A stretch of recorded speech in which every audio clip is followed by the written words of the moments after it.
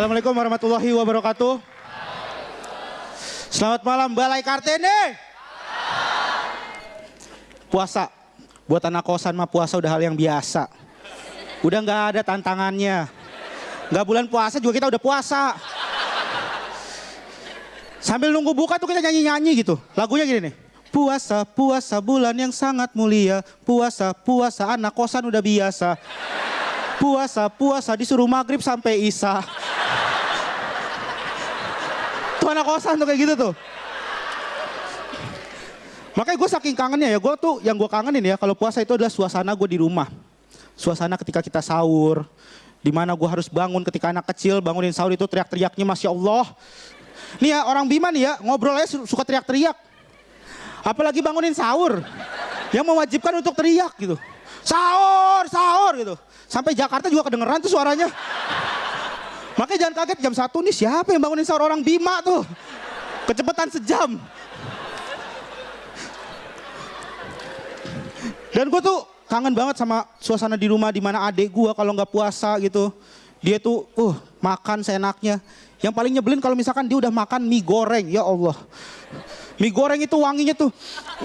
Nih kayak gini nih nggak bisa dibiarin nih. Gak bisa nih kalau mie goreng nih. Gue langsung nasehatin adik gue. Dek, abang ini kan lagi puasa. Kalau makan mie goreng jangan depan abang dong. Makan yang jauh sana. Nih bang makan aja mie gorengnya. Lo kok gitu? Abang marah-marah puasanya udah batal. Ini yang bikin abang tambah marah. Kasih mie goreng telurnya dimakan duluan. Mana enak ini mah. Dan yang gue kangen itu kalau misalkan buka. Nyokap gue tuh ya kalau buka puasa itu nyediain makanan berbagai macam. Gue makanin semuanya. Sampai akhirnya gue kekenyangan dan ngantuk. Gue jadi kalau sholat maghrib itu tuh dalam keadaan gak husu. Dalam keadaan gak husu sholat maghrib, sholat isya, sholat raweh. Makanya tradisi ini pengen gue rubah.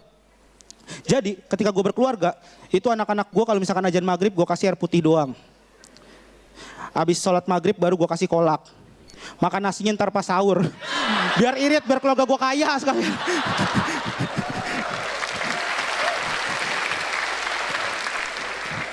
Dan kangen itu kalau misalkan ngabuburit. Lu tahu kan ngabuburit tuh? Ngabuburit tuh dimana kita tuh jalan-jalan gitu.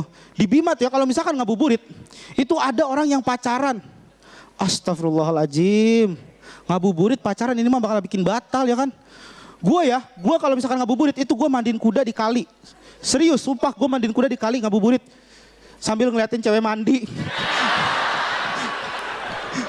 Makanya gue suka bingung nih, cewek-cewek yang suka memimpikan dipinang oleh lelaki berkuda putih. Ya elah, gue yakin tuh laki-laki itu gak berakhlak. Suka ngeliatin cewek mandi itu. Itu imam yang kalian damba-dambakan. Mesum. Dan gue suka bete kalau ada temen gue gitu ngomong. Gak terasa ya puasa bentar lagi. Hah, gak terasa. Iya nih gak terasa puasa tinggal 2 hari lagi. Gak terasa puasa tinggal 2 hari lagi. Seenak jidat lu ngomong ya. 2 hari lagi dibilang gak terasa. Sedangkan 28 hari sebelumnya itu dia ngeluh mulu gitu. Dia ngeluh mulu, ya Allah lapar banget, buka masih lama apa ya. Pengen banget gue nih ya, dia diri di depan gue terus gue tabrak pakai motor. Dar, tuh. Gak terasa tuh, ha? Gak terasa? Terasa gak? Iya gak terasa ya puasa 2 hari lagi. Bukan itu. Ditabraknya terasa gak?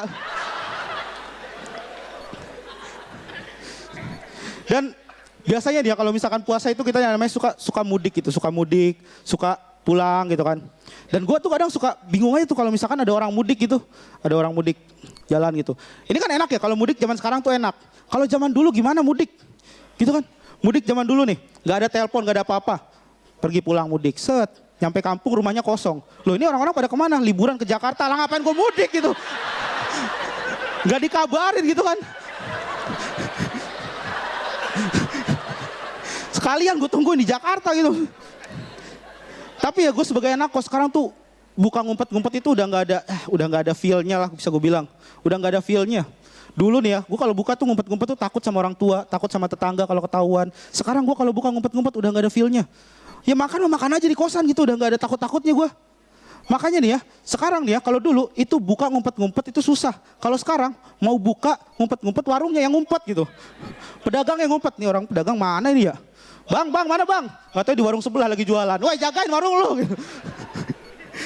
Terima kasih gue Rigen. Ya Gen. Menurut gue jadi berulang aja gitu secara formula gitu. Maksudnya punch-punchnya tuh simple-simple banget. Padahal gue yakin lo bisa lebih dari itu. Karena gue pernah ngeliat lo keren banget. Itu sih. Terima kasih. Terima kasih Mas Radit. Oke, Rigen, ketika kamu mau memulai memasuki beat baru itu bawah dulu gini. Kayak lagi mikir, kayak nggak yakin. Nah, itu yang menyebabkan ya kalau buat saya sih rasanya energinya jadi agak kurang asik. Kamu ceritanya kayak nggak lagi asik pengen cerita karena eye contact-nya jadi kurang. Lebih banyak kamu lihat ke bawah. Itu aja. Oke. Terima kasih Mbak Feni. Oke, tepuk tangan sekali lagi untuk Rigen. Tahan dulu, jangan ketawa-tawa dulu, masih ada juri keempat. Gua kasih tahu aja, dua sebelumnya sih aneh-aneh juri keempatnya. Coba kita lihat yang komentarin kayak gimana, ini dia, tepuk tangan dulu. Jadi saya akan mengomentari penampilan dari Rigen ya, Rigen komika dari Bima tepatnya di NTB Nusa Tenggara Bima ya. Penampilannya bagus sekali, tiap show-nya tiap minggunya selalu meningkat baik dari segi penampilan maupun dari jumlah LPG-nya ya. Jumlah LPG-nya dari penampilan minggu kemarin saya hitung sekitar 1, 2, 3, 4, 5, ada sekitar 37 rakaat ya, bagus sekali. Tingkatkan, dia mengingatkan saya sama komik favorit saya di Suci 3 yang juga dari timur si Ari Wibowo. Oke, bagus, tingkatkan juga. Lu Indra ya? Lu Indra bukan? Kayaknya Indranya Amar deh. Ngitung LPG. LPG. Udah tepuk tangan untuk dia dan untuk dia juga tuh yang gila tuh tepuk tangan.